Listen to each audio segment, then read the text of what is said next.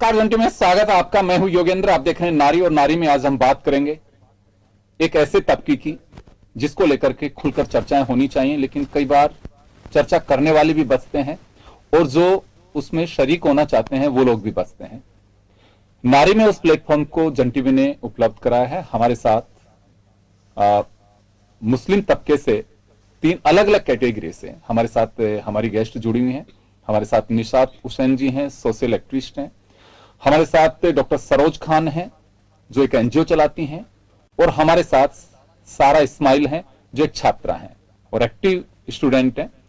चलिए हम बातचीत करेंगे और कुछ ऐसे मुद्दे हैं कि जो अनछुई पहेली भी बने हुए हैं और कुछ ऐसे हैं कि जो सामने दिखाई देते हैं लेकिन कोई खुलकर चर्चा नहीं करना चाहता। कानून बने हुए हैं लेकिन उनका मालूम नहीं है कि यह हक मेरा भी है।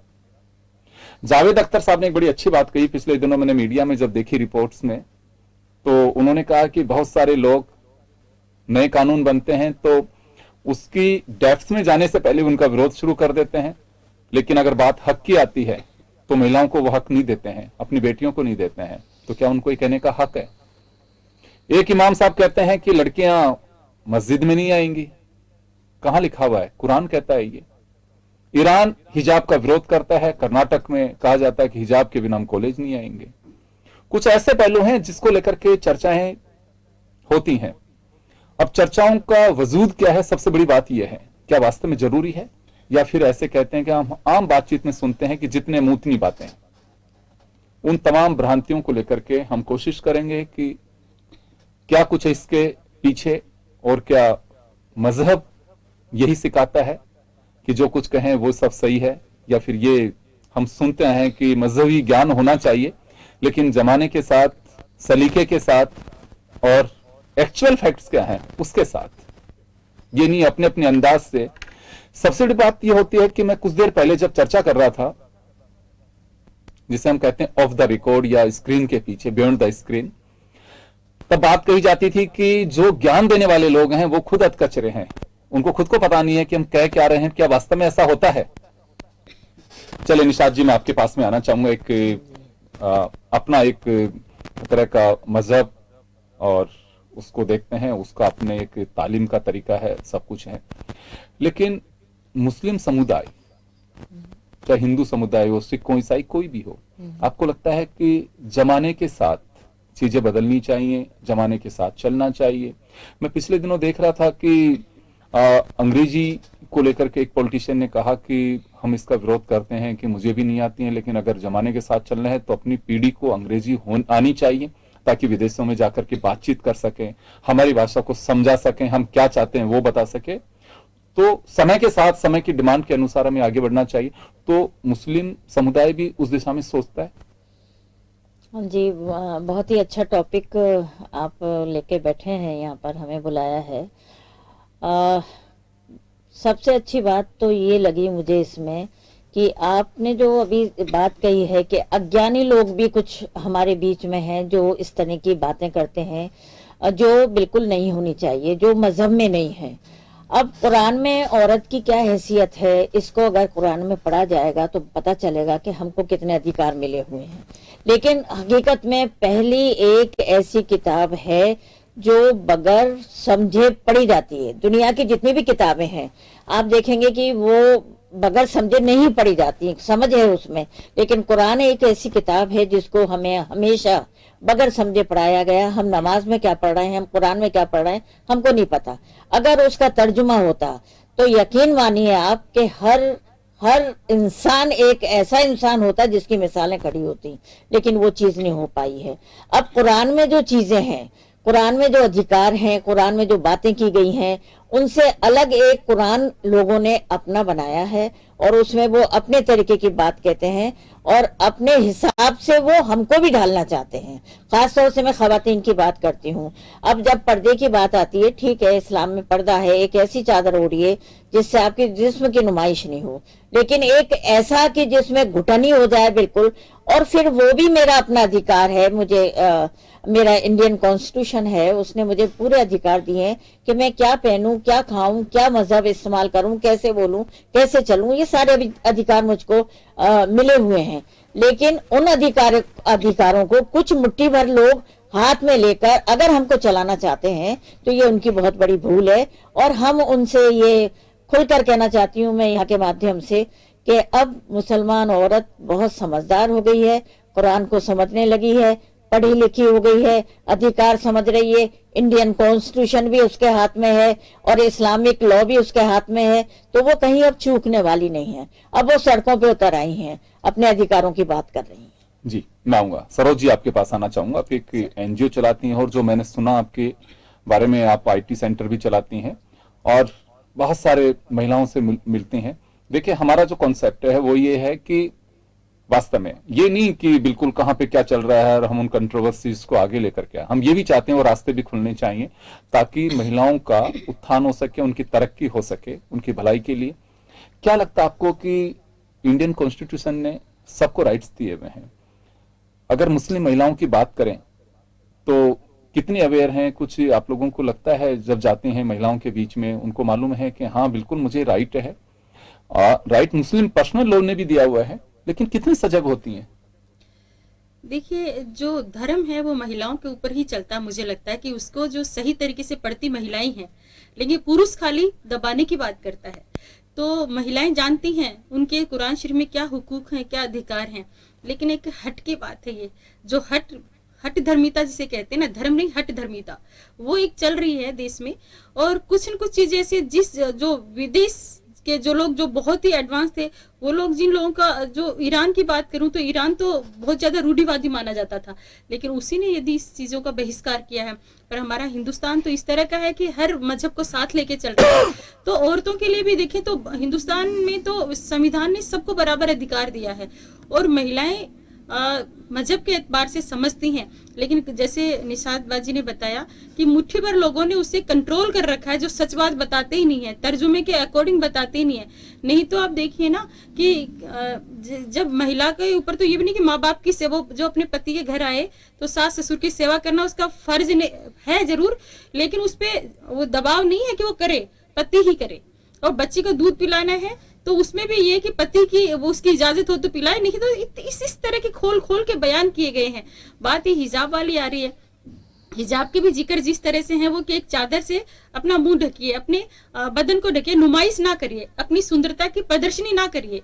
और ये मुझे लगता है कि सिर्फ इस्लाम ही नहीं, सब जगह है, लेकिन माहौल सिर्फ हमारे लोगों में क्यों बनाया जा रहा है। लेकिन ये जिस तरह आपने बताई 2-3 बातें, तो कहीं न कहीं वेद भी किसी बात होती। इस्लाम बहुत खूबसूरत मजहब है, बहुत खूबसूरत बातें इसकी, लेकिन कुछ लोग इसको आने नहीं देना चाहते। और जो लास्ट में क्या होता है उसमें हमारी भी बेइज्जती होती है, जब संविधान की बात होती है और जब धर्म की बात होती है, फिर आगे जाके फिर वो सरेंडर हो जाते हैं। तो कहीं न कहीं ऐसा महसूस होता है क्यों ऐसा हुआ, पहले ही मान जाते तो ज्यादा अच्छा था।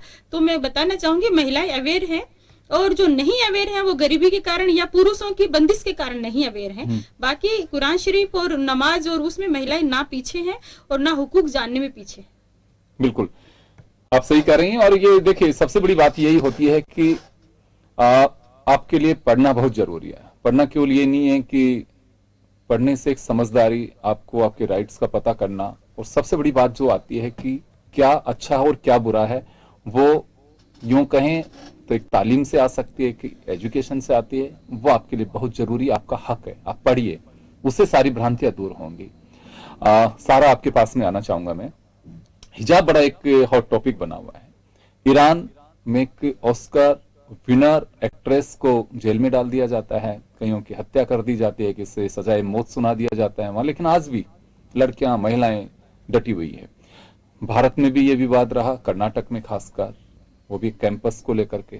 यहाँ पे कभी चर्चाएं होती हैं कि हाँ हिजाब होना चाहिए, नहीं होना चाहिए, या फिर ये कहें कि हिजाब हो तो ही तरक्की होगी और नहीं हो तो हम तरक्की नहीं कर पाएंगे? क्या सोचती हैं गर्ल्स के बारे में? आप स्टूडेंट हैं, कि हिजाब को लेके किस चर्चाएं होती हैं कभी? तो किस तरह की चर्चाएं होती हैं? देखिए, मैं जिस इंस्टीट्यूशन से बिलोंग करती हूँ वहाँ पे ऐसी चर्चाएं बहुत होती हैं। और दरअसल बात ये होती है कि हिजाब और education are not really interconnected. Hijab is a way you dress and education is a way you progress. Right. तो ये दो अलग अलग चीज़ों को एक साथ जोड़ करके हम प्रोग्रेसिव जो थॉट्स हैं उनको रोक रहे हैं और कुछ भी नहीं। अगर अगर विमेन जो है वो प्रोग्रेस कर रही हैं कहीं, तो हम उनके ऊपर मुद्दे क्यों लाद रहे हैं कि अच्छा, जैसे कर्नाटका के अंदर हिजाब को मना कर दिया गया, जिसकी वजह से जो लड़कियों का ड्रॉप आउट रेट है वो बढ़ गया। 16% लड़कियों ने MU से ड्रॉप आउट बिल्कुल, किया है, बिल्कुल। क्योंकि वह हिजाब के बिना इंस्टीट्यूशंस में नहीं जा सकती। ईरान के अंदर उल्टा हो रहा है कि उनके ऊपर हिजाब थोप रहे हैं कि आप अगर हिजाब नहीं पहनेंगे तो आपको जेल है, आपको इम्प्रिजनमेंट और अलग अलग तरीके की सजाएं हैं। सो बेसिकली ये बात वे ऑफ क्लोथिंग से ज़्यादा विमेन को प्रोग्रेस करने से, शायद मैं बोलूँ तो पेट्रियार्कल सोसाइटी जो है वो डरता है कि विमेन अगर प्रोग्रेस करेंगी तो शायद उनका जो पावर है अभी वर्ल्ड के ऊपर, औरतों के ऊपर, जैसा कि अभी मैम ने कहा था कि औरतों को पता है उनके राइट्स क्या हैं, मैं उसके ऊपर डिसएग्री करती हूँ। नहीं पता, मेजॉरिटी ऑफ विमेन को उनके राइट्स नहीं पता। अगर मेजॉरिटी ऑफ द विमेन को उनके राइट्स पता होते तो आज वो इन सब चीज़ों को झेल नहीं रही होती, और अभी वो राइट्स जान रही हैं तभी वो प्रोटेस्ट में आ पा रही हैं। तो जान रही हैं, प्रोसेस में है, लेकिन वो जानती पूरी तरीके से नहीं है, जो जानना बहुत ज़रूरी है। और एजुकेशन का जो मुद्दा है वो इसलिए इससे मैं पर्सनली अगर मैं देखूं इस चीज़ को, तो इंटरकनेक्ट करते हुए जब हम बोलें कि एजुकेशन इंस्टीट्यूशन के अंदर अगर एक लड़की पढ़ना चाह रही है और हम उसको उसके कोई पर्टिकुलर रिलीजियस प्रैक्टिस की वजह से मना कर रहे हैं, तो बेसिकली हम उसको उसके राइट्स जानने से भी मना ही कर रहे हैं। एजुकेशन के थ्रू एक इंसान अवेयर होता है, एक इंसान अपने राइट्स को जान पाता है, लेकिन हम उस चीज़ से ही उसको रोक रहे हैं। बिल्कुल, आप सही कह रही हैं, और ये कोई मुद्दा नहीं रखता। ये कह सकता हूं कि एक पानी का बुलबुला होता है, एक क्षणिक होता है, कुछ समय के लिए होता है, उसके बाद में खत्म हो जाता है। निशात मैम, आपके पास आना चाहूंगा। यूनिफॉर्म सिविल कोड को लेकर के कई बार चर्चा होती है, पार्लियामेंट से लेकर सड़क तक चर्चा होती है। कहा जाता है कि एक देश एक निशान, एक कानून, ये सब कुछ होना चाहिए, एक संविधान। तो उसको लेकर के कभी कुछ चर्चाएं होती हैं। कई लोग ये कहते हैं कि ये एक मुस्लिम समुदाय को टारगेट किया जाता है, इससे सोसाइटी में एक इनसिक्योरिटी जो है वो बढ़ती है। क्या लगता है, अब वैसे जनरली लोग चर्चा करते हैं इस पे कि होगा नहीं होगा, क्या होना चाहिए नहीं होना चाहिए, अगर होता है तो मुस्लिम समुदाय में क्यों डर है, इनको लेकर के कभी चर्चाएं होती हैं?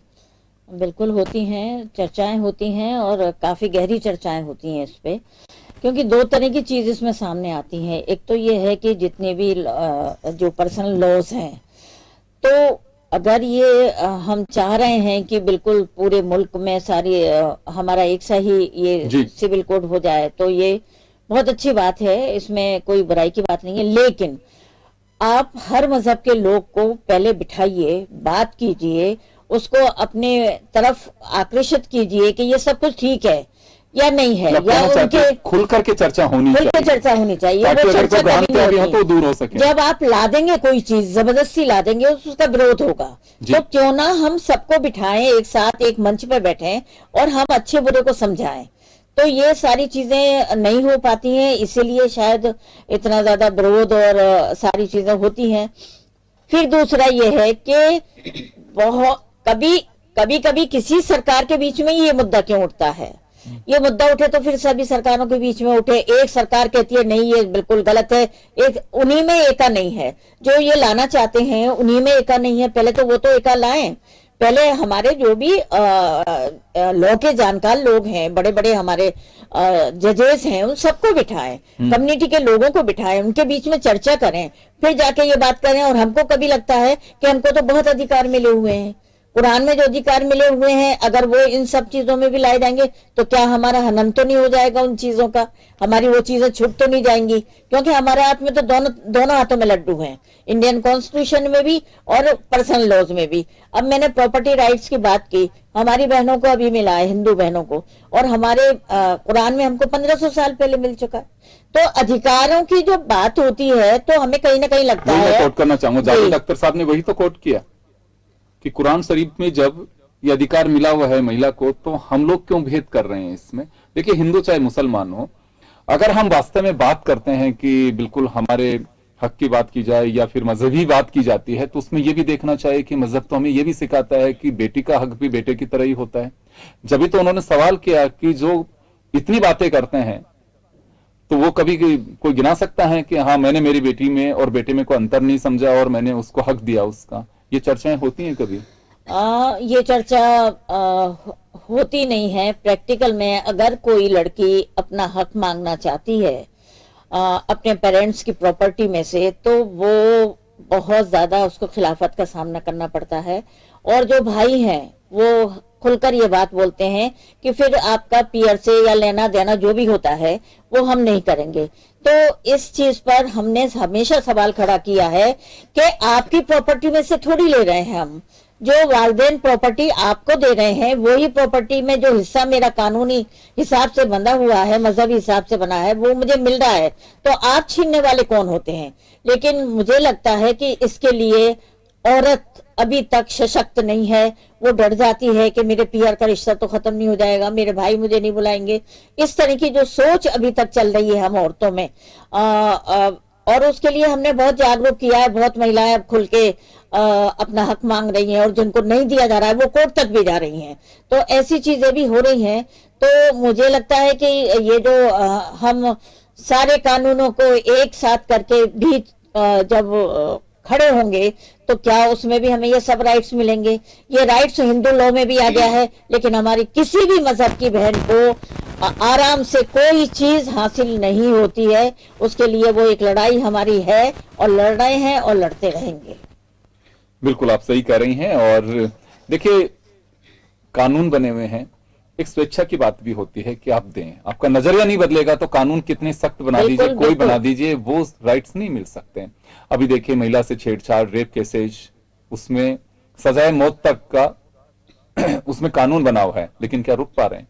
जब तक हमारी सोच नहीं बदलेगी, तब तक नजरिया नहीं बदलेगा। कितने सख्त कानून बना दीजिए, उस दृष्टि से अगर आप बाहर नहीं निकलेंगे कि हाँ इक्वलिटी की बात होनी चाहिए, जेंडर इक्वलिटी पर जब हम फोकस नहीं करेंगे कि बच्चे का जितना पढ़ना जरूरी है उतना बच्ची का भी पढ़ना बहुत जरूरी है, तब ये सब चीजें हो सकती हैं।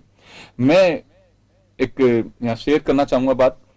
मैंने इस एपिसोड के लिए कि मैं चाहता था कि मुस्लिम महिलाओं को बुला करके एक मैं चर्चा कर सकूं और नारी में हम चाह रहे थे, ये मैं करीब 1.5 महीने से मैं कोशिश कर रहा हूं कि मुझे कोई 3 ऐसी महिलाएं मिल जाएं जो बैठ करके बात कर सके हैं और नारी पे खुल के चर्चा कर सके। जिसमें से छात्राएं तो बिल्कुल नहीं थी, लेकिन मुझे लगता है कि सारा ने इसको स्वीकार किया। और इसी वक्त सारा को कोट करते हुए मैं सानिया को सैल्यूट करना चाहूंगा कि जिसने डिफेंस में अब फाइटर जेट वो उड़ा सके। कि ये मुझे लगता है कि एक सोच को बदलना होगा। सोच बदलेंगी तो लड़की हिंदू हो चाहे मुस्लिम हो, वो अल्लाह या ईश्वर जिसको भी हम मान करके चलते हैं, वो ये भेद करके नहीं भेजता। ये भेद तो हम लोग कर देते हैं। अगर एक हिंदू बच्ची उड़ सकती है तो मुस्लिम भी उड़ान भर सकती है, सिख भी भर सकती है, कोई भी भर सकती है। बस उसे एक प्लेटफॉर्म मिलना चाहिए। उसकी काबिलियत के उस तराजू को तो देखिए आप पहले। आप खुद ही फैसला कर देते हैं कि नहीं नहीं नहीं ये सब नहीं हो सकता। मैं आपके पास में आना चाहूंगा डॉक्टर सरोज। पहले से हालात बदल रहे हैं ये कहा जा सकता है, क्योंकि कायदे कानून, महिलाओं के लिए वेलफेयर स्कीम्स बहुत सारी हैं, लेकिन आप जैसे एनजीओ लगता है कि इसमें एक अच्छी भूमिका अदा कर सकते हैं कि उन तक उन चीजों को पहुंचाया जा सके कि सरकार तो आपको दे रही है लेकिन आप ले ही नहीं रहे। हाँ सर, हमारा अभी कंप्यूटर आईटी सेंटर चल रहा है तो मुस्लिम बच्चियां ही ज्यादा होती हैं उसमें, लेकिन फिर भी मैं मस्जिद में चलाती हूँ। कई लोगों की नजरें उस पर होती है कि लड़कियां आ रही हैं तो सही नहीं है, उनको बिल्कुल हजम नहीं होता। कुछ लोग हैं, ज्यादा नहीं है उसमें, कुछ ही हैं जो इस तरह के विवादास्पद बातें करते हैं। हम लोग जो पढ़ी लिखी महिलाएं हैं, जो समाज के लिए बात करना चाहते हैं, उनकी नजरों में ज्यादा अच्छी नहीं होते हैं। तो ये है, पर अल्लाह ताला ने कहा है कि आपको इंसानियत निभानी है, हर धर्म कहता है, तो हम उसी पे चल रहे हैं। दूसरा, मैं आपने कहा कि स्कीम्स की बात है, तो हमारी नई रोशनी परियोजना चली, उसमें हमने 250 महिलाओं को जोड़ा और रोजगार भी दिया। साथ में कंप्यूटर का भी दे रहे हैं, जो आज का डिजिटल इंडिया चल रहा है उसी थीम पे है। तो ये चीजें हैं। देखिए, वक्त बदलेगा तो सही, कितना हाथ में रख लोगे। तो जो सोच भी बदल रही है और दृढ़ता के साथ में जो माएँ हैं अपने बच्चियों को आगे भी ला रही हैं कि चाहे पुरुष हाँ ना करे घर के, हमें घर से ढूंढ ढूंढ के लानी पड़ती है, कंप्यूटर आईटी के लिए मना कर देते हैं, सरकारी स्कूल तक तो लड़कियों को भेज देते हैं, लेकिन फिर आगे उनकी शादी की बात करते हैं। लेकिन लड़कियों की अपनी जिज्ञासा है, वो कर रही हैं, और सरकार का काफी अभी खुला हाथ है। वो हिंदू मुस्लिम नहीं देख रहे हैं। महिलाओं के लिए जो काम है, छात्राओं के लिए जो काम है, और साथ में कहूँ कि देश के लिए जो काम है, वो बेहतर स्थिति में हो रहा है, और इसमें कोई दो राय नहीं है। देश तरक्की कर रहा है और करता रहेगा। महिलाओं को भी एक मजहबी एतबार से कहें तो कुछ लोगों ने गिरफ्त कर रखा है, और वहां से आप देख रहे हैं सड़कों पे महिलाएं इसीलिए तो आ गई हैं। जब अपने ही लोग नहीं सुन रहे हैं तो उनको कुछ ये मानो कि नींव की ईंटें जरूर हैं, लेकिन समाज बदलेगा, सोच भी बदलेगी, हम आगे बढ़ेंगे इंशाल्लाह। बिल्कुल, वो तभी है कि बेहतर तालीम होगी, और अपनी चीजों को लेकर के मैंने कहा ना कि पढ़ाई इसलिए भी बहुत जरूरी है कि अच्छा क्या है, बुरा क्या है, मेरा हक क्या है, उसका हक क्या है, उन तमाम चीजों के लिए भी बहुत जरूरी है। और आपका मैं यही कहना चाहूंगी सर, जो हमारी जो पहली आयत है इकरा बिस्मिल, बिल्कुल वो सबसे पहले एसेंशियल चीज तो यही है ना कि पढ़ो। उसके बाद में जो चीजें हैं धर्म वाली, वो अब उसी को आपने जब कहते हैं हम इस्लाम के लिए, हदीस में कुरान शरीफ के लिए, या कहीं तो हुजूर के लिए जान दे सकते हैं। मैं कहती हूँ पहली उनकी आयत तो मान लो। जब आप पढ़ लोगे तो आपको पता होगा कि इस्लाम में क्या क्या हुकूक है, इस्लाम में क्या क्या चीजें पार्टीशन किया गया है, किस तरह से आगे बढ़ना है, वो सब चीजें उसी से आएंगी। तो पढ़ना ही, जो आप बार बार जोर दे रहे हैं, शिक्षा ही एक ऐसी चीज है कि हमें दीन की और दुनिया की सारी समझ दे सकती है। सारा आपके पास में आना चाहूंगा। कभी फ्रेंड्स से बात होती है कि अभी भी मुस्लिम आबादी में ये दिखाया जाता है कि पहचान के रूप में बुर्का, एक मौली साहब की बड़ी दाढ़ी, जिससे सर पे टोपी, या एक पंचर लगाने वाला। जबकि मुझे लगता है कि आज ऐसा नहीं है। सारा हमारे साथ में बैठी है, जर्नलिज्म के स्टूडेंट है, आईटी सेक्टर में काम करने वाले बच्चे जिनसे हम खूब मिलते हैं, बातें करते हैं। सानिया का आपने देखा, एक सानिया मिर्जा जिसने दुनिया में डंके अपने बजाए हैं। तो वो तस्वीर गौण होती चली जाती है कुछ चीजों को लेकर के। आपको लगता है कि ये हमें कचोटती हैं? दरअसल जब आती है इमेज की कि मुस्लिम्स की क्या एक स्टीरियोटिपिकल इमेज बनी हुई है, तो मेरे साथ एक इंसिडेंट हुआ था in a train. I was travelling for a workshop and there was this person who was saying that we were sharing food, the friends were sharing food, and उन्होंने कोट कहा कि हाँ ऐसे मिल करके एक ही थाली में से झूठा मुस्लिम खाते हैं बिस्मिल्लाह. And it was quite humorous to me but also painful because एक stereotypical image बना हुआ है कि मुस्लिम्स का जो एक तबका है, they are lower class society and their lifestyles are also like that. जबकि अगर हम थोड़ा सा गौर से देखेंगे तो दूसरा साइड भी दिखता है जहाँ पे मुस्लिम्स जो हैं वो एक्चुअली प्रोग्रेसिव होना भी चाहते हैं और हैं भी. बहुत जगह पे लड़कियों को एजुकेशन के अंदर पुश किया जाता है. सिर्फ लड़कियों को, लड़कों को ऐसे कोई डिविजन्स नहीं है, है ना. बहुत सारे तबके हैं जहाँ पे उन्हें बोला जाता है कि आप RAS की तैयारी करो. In my own family I have so many people जो RAS IAS की प्रिपरेशंस कर रहे हैं, इंजीनियरिंग कर रहे हैं. So there are not no limitation according to the religion.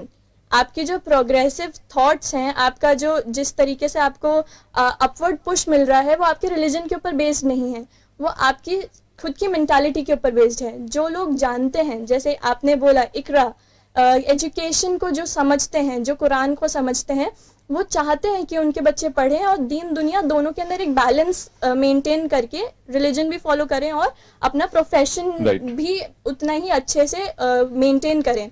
तो ऐसा नहीं है कि वो एक जगह तक रुके हुए हैं.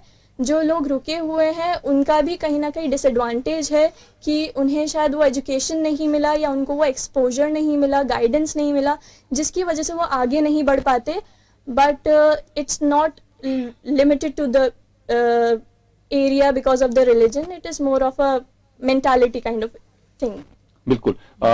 एक चुनौती भी है. मुस्लिम समुदाय, आप पढ़ी लिखी हैं, पढ़ रही हैं, तो आपको लगता है कि जो स्लम एरियाज में हो कोई, देखिए पंचर लगाना बिल्कुल वो उसका एक है, पेशा है, कोई भी करता है उसमें.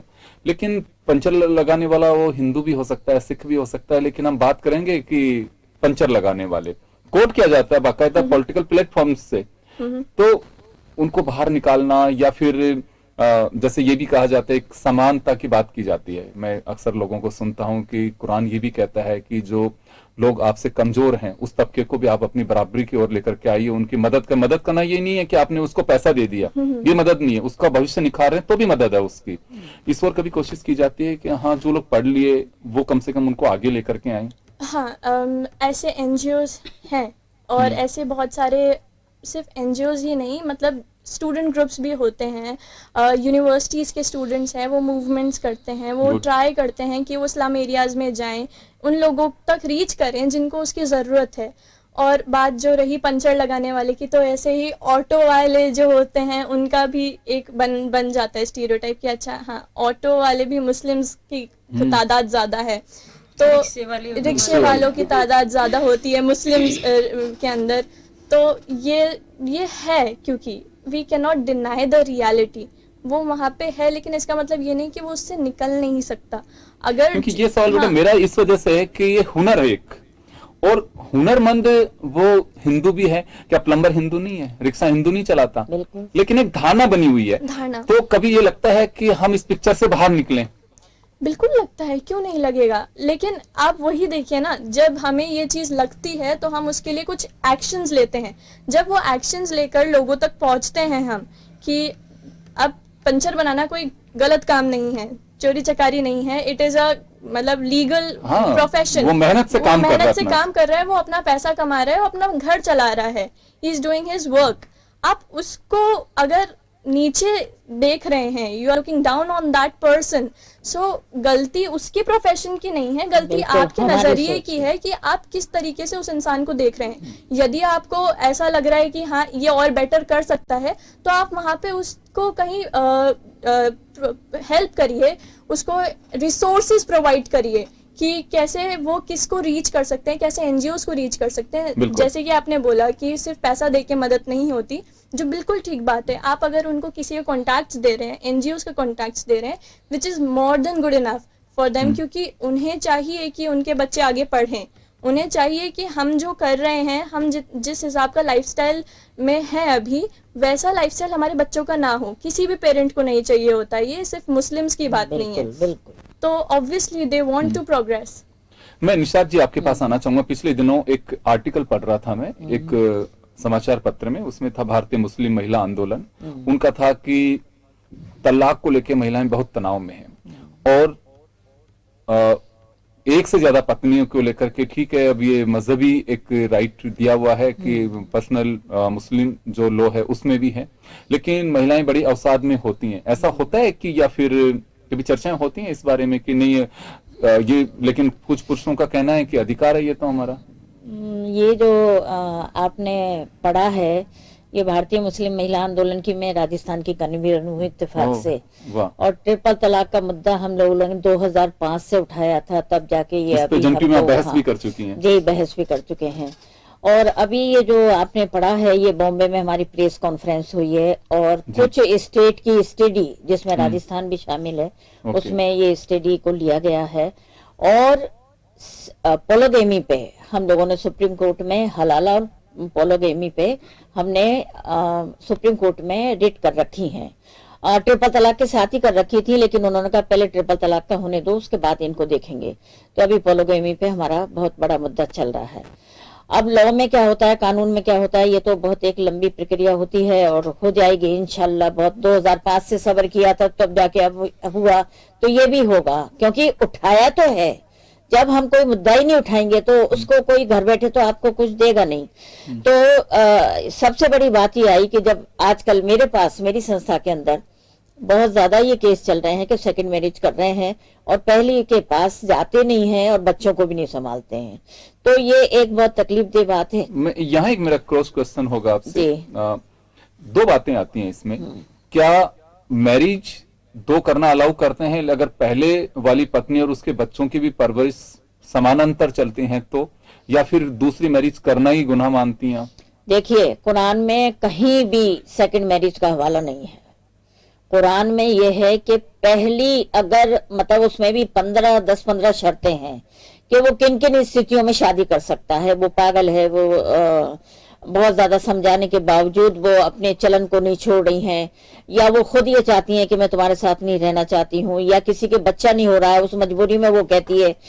मतलब हर हाल में पहली पत्नी की परमिशन लेना कंपलसरी है। अगर वो ना करती है तो आप शादी नहीं कर सकते। ये कुरान का हवाला है, लेकिन कुरान को मान कौन रहा है? इन्होंने तो अपनी दुनिया बना रखी है, अपने हिसाब से चलते हैं। किसमें मुझे फायदा होगा, किसमें मुझे नुकसान होगा, वो ज्यादातर देखते हैं।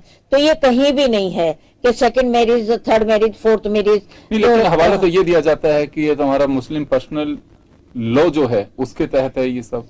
बिल्कुल नहीं है, ये बिल्कुल गलत बात है। और जो चीज कुरान में नहीं है उसको हम मानने को तैयार नहीं है। देखिए, लॉ में तो लिखा हुआ है, इसी वजह से तो उनको देखिए, allow लॉ किया जाता में, है। मेरी बात सुनिए, नबी ने, हमारे प्रॉफिट ने किसी जमाने में इस तरह की जो मैरिज थी, उस वक्त बहुत ज्यादा लड़ाइयाँ होती थी, उनमें बहुत ज्यादा मर्द जो थे शहीद होते थे, बहुत ज्यादा औरतें हो जाती थी। तो उस वक्त लगता था कि औरतों की हिफाजत कैसे हो, कहीं गलत समाज का निर्माण ना हो जाए, बच्चों को बाप का नाम मिले।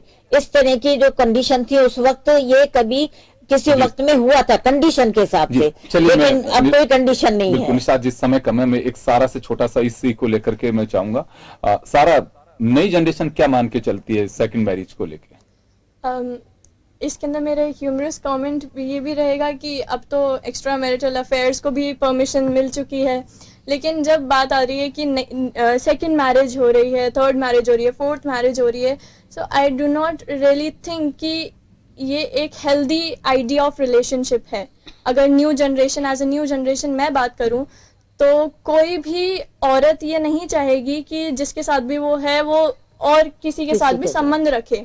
और सेकंड मैरिज, जैसे कि मैम ने अभी बताया कि उस समय में कंडीशंस हुआ करती थी, तो जिसकी वजह से बहुत सारी चीज़ें बनी। हमारे जो कल्चर्स होते हैं, हमारे जितने भी लॉज बने हुए हैं पर्सनल लॉ बोर्ड के अंदर, वो एक कंडीशन से निकले हुए हैं कि उस समय में क्या था जो अब वापस से क्यों कंटिन्यू करा जा रहा है। तो जैसे समय बदल गया तो हमें कुछ चीज़ें बदलनी ज़रूरी हैं, जैसे कि पोलोगैमी हमें बदलना ज़रूरी है, क्योंकि अब वो समय नहीं रहा जहाँ पे वॉर्स चल रही हैं, जहाँ पे बेवा हैं, जहाँ पे उनको ज़रूरत है कि कोई उनका परवरिश करे उनके बच्चों का। तो I, as a youth of Muslim community, I really do not feel that it is a healthy part of relationship. Okay, चलिए चलते चलते मेरा एक सवाल लास्ट आपसे है। आप तो एनजीओ चलाती हैं सरोज जी, कभी चर्चाएं होती हैं इसको लेके कि अब ये 3 तलाक वाला मामला भी आ चुका है और बहुत सारी महिलाएं हैं जो इसको लेके स्ट्रगल भी कर रही हैं? मैंने अभी जो बताया है कि एक स्टोरी भी छपी थी पिछले दिनों। आम महिलाएं क्या सोचती हैं? आम महिलाएं सोचती तो हैं कि इसका कानून आया है, लेकिन फिर बात वहीं आ जाती है जैसे निशात जी ने बताया कि कुछ लोगों ने अपने तरीके से कानून बना रखे हैं, सारा कह रहे हैं पैरेलल चल रहे हैं सब। हाँ, उस तरह उस टाइम की बातें थी जो अब चेंज होनी चाहिए, लेकिन यहाँ तो कुरान शरीफ में कहते हैं कि जेर जबर का फर्क ही नहीं हो, कुछ नहीं चेंज करेंगे। और जो इन लोगों ने जो ग्रिप कर रखा है ना, और एक बात आपने जो कही निशा जी ने कि जो पॉलिटिकल लोग हैं वो ही नहीं मानते आपस में, वो तो नहीं मानेंगे, उनके लिए वोट बैंक की बात है। समाज की जिम्मेदारी होती है, समाज इसको आगे बढ़ के करेगा तभी हो सकता है। कानून है जरूर, लेकिन उस कानून पे अभी इम्प्लीमेंटेशन के लिए महिला को बहुत डराया धमकाया जा रहा है कि वो आगे नहीं बढ़ पा रही है। मेरा एक लास्ट कमेंट मैं जो ऐड करना चाहती हूँ कि पेट्रियार्कल सोसाइटी जो है वो अपने कन्वीनियंस के हिसाब से लॉज चेंज करती रहती है। पहले पोलोगमी था, अब एक्स्ट्रा मैरिटल अफेयर्स को लीगल कर दिया गया है। ये भी बहुत बड़ी बात है। विमेंस के जब हम राइट्स की बात करें तो हमें विमेंस का साइड देखना जरूरी है। बिल्कुल, क्योंकि पीढ़ी पक्ष सबसे ज्यादा वही होता है। बिल्कुल आप सही कर रही हैं। चलिए, बहुत बहुत शुक्रिया आप सभी का, और आप लोगों ने खुल करके चर्चा की। हम चाह रहे थे कि हमारे एपिसोड में कुछ मुस्लिम जो संस्कृति है वो, उसकी एजुकेशन, महिलाएं, उन तमाम पहलुओं को लेकर के भी हम चर्चा कर सकें, और निश्चित रूप से एक ऐसा वक्त रहा कि आप सबने हर बिंदु पर खुल करके चर्चा की है। बहुत बहुत शुक्रिया, और खास नारी में इतना ही। दीजिए इजाजत, नमस्कार।